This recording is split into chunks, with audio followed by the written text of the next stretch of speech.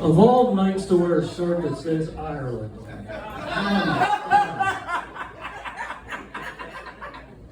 Well, the difference between an Irish wake and an Irish funeral, there's one less drunk at the funeral. We all know that one, right? So, but I told you guys last Wednesday, man, I told you when we woke up Thursday, all those people in that submarine would be dead. I knew it. And then Anthony Fauci confirmed today, officially they all died of COVID. They weren't wearing their masks. They weren't 6 feet apart. Apparently they're shaking fucking hands with everybody before they went down. The place was full of COVID. It's official. But I just got back from a little trip, man. I went to Pittsburgh. My cousin retired. He's a coal miner.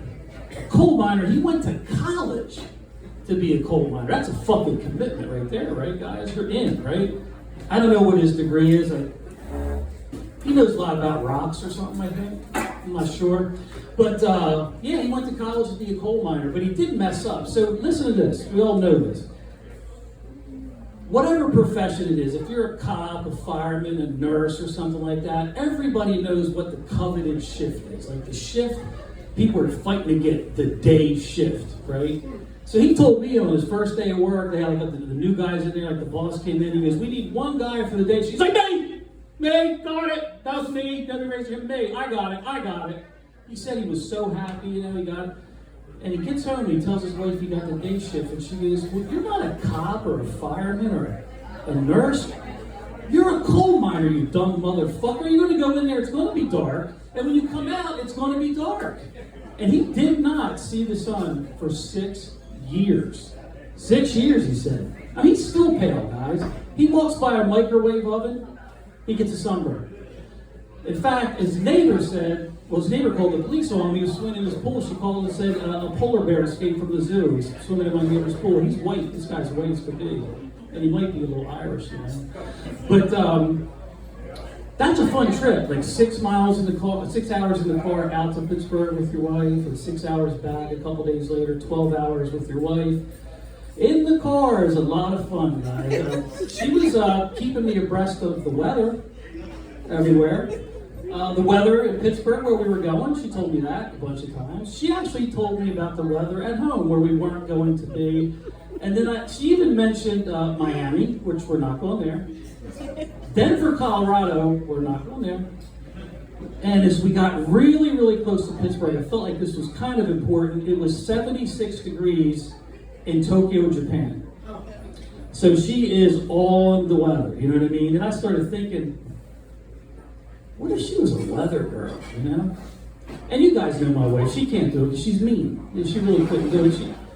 When she was a little girl, she had an imaginary friend that hated her guts. She's mean, So she couldn't really be the weather. She couldn't really be the weather girl. But like that in my head, like I'm just driving, so I kind of thought about it in my head. They'd be like, okay, are we going down the shore? We're going to turn to our weather girl, Sherry. Are we going down the shore this weekend, Sherry? And the camera would cut to her. She'd be like, huh? Why are you yelling? Stop yelling. Do the weather, Sherry. Oh, okay, yeah. So Friday, rain. Saturday, rain. Sunday, rain. Don't go to the shore this weekend. Sherry, don't say that. You got to say go to the shore. The shore pays us money to say 50-50 chance of raining. She'd be like, nah, that's cap. Girls don't go. That perm your friend gave you will either frizz up or flatten out. The weather's going to be terrible. You can't wear your suede Pumas in the rain.